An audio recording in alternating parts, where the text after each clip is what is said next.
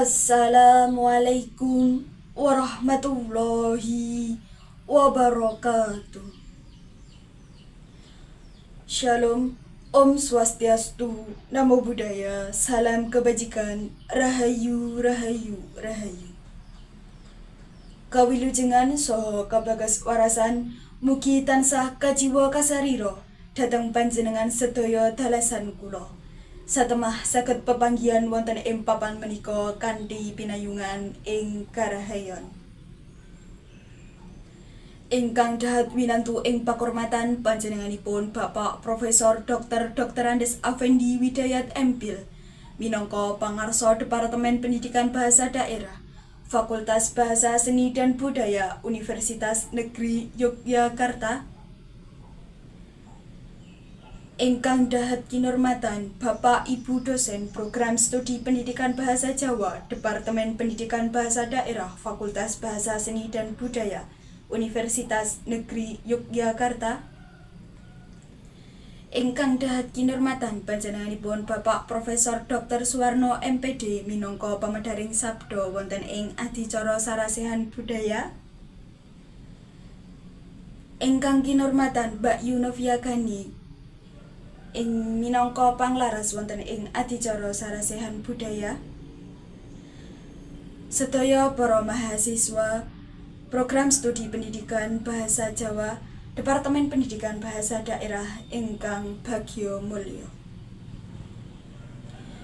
Merwakani atur sumangga tansah ngaturaken puji dalah syukur wonten ngarsa dalem Allah Subhanahu wa taala ingkang amurba amisesa sedaya titah wonten ing jagat pramudita.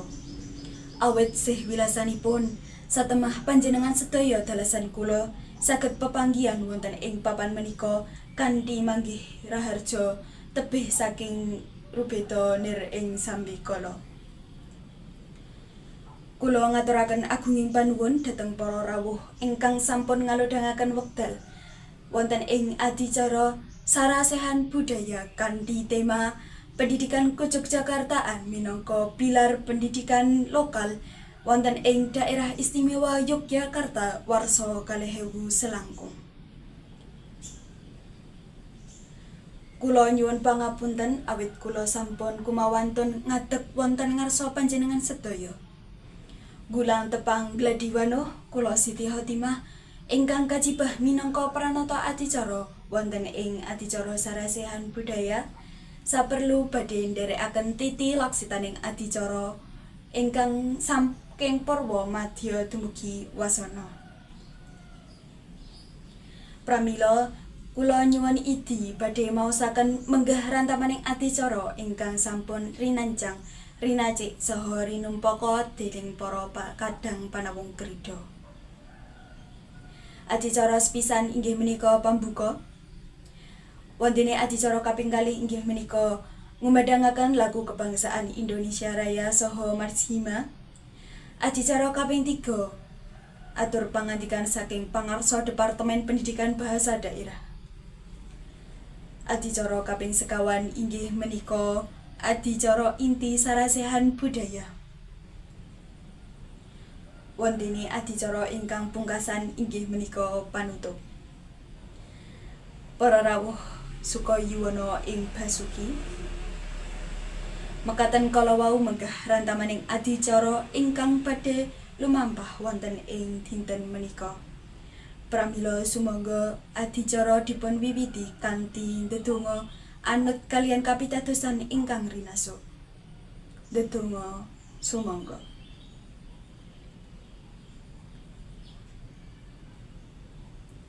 Ndedonga cekap matur nuwun.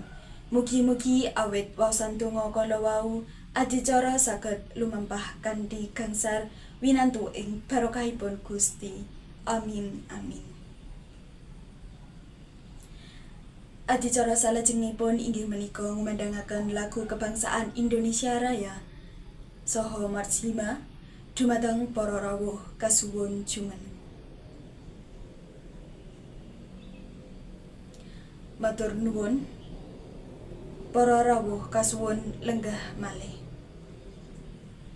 Adicara kaping 3 inggih menika atur pangandikan saking pangarsa Departemen Pendidikan Bahasa Daerah. Dumateng panjenenganipun Bapak Profesor Dr. Andes Afendi Widayat MPhil kasumanggaaken.